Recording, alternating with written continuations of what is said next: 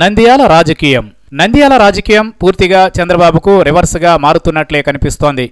ఎన్ని సమీకరణాలు, ఎన్ని ఎత్తుగడలు, ఎన్ని వ్యూహాలు ఆలోచిస్తున్నా సరే చంద్రబాబుకు నంద్యాల రాజకీయం ఇప్పుడు మింగుడు పడకుండానే మారుతున్నట్లుంది. భూమా నాగిరెడ్డిని టీడీపీలో చేర్చుకోవడం దగ్గర నుంచి తన మరణం తరువాత ఇప్పటి వరకు నంద్యాల ప్లస్ కర్నూలు జిల్లా రాజకీయాలు తనకు జీర్ణం కావడం లేదు. ఇప్పుడు తాజాగా శిల్పా బ్రదర్స్ చంద్రబాబుపై పూర్తిగా నమ్మకం కోల్పోయినట్లే కనిపిస్తోంది. శిల్పా చక్రపాణిరెడ్డిని మండలి చైర్మన్గా చేస్తాను అన్న హామీని కూడా వాళ్ళు విశ్వసించడం లేదు. ఏదో ఈ సందర్భానికి, ఈ అవసరానికి హామీ ఇస్తున్నాడే తప్ప అందులో విశ్వసనీయత లేదు అని వారి సందేహం. అందుకే ఇక దాదాపుగా ఓ నిర్ణయానికి వచ్చేసినట్లే. ఆ నిర్ణయానికి వైసీపీ జగన్ కూడా పచ్చ జెండా ఊపినట్లే.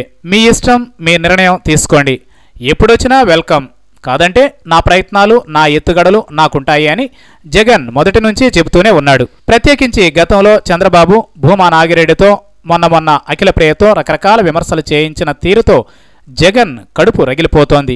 ఉప ఎన్నికలో ఎలాగైనా సరే చంద్రబాబు క్యాండిడేట్ను ఓడించి సమాధానం చెప్పాలనే కసి కనిపిస్తోంది.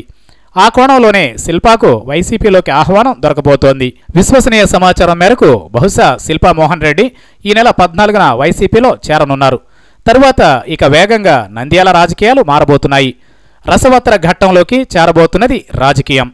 దీన్ని చంద్రబాబు ఎలా ట్యాకిల్ చేస్తాడనేది ఇప్పుడు ఆసక్తికరంగా మారింది.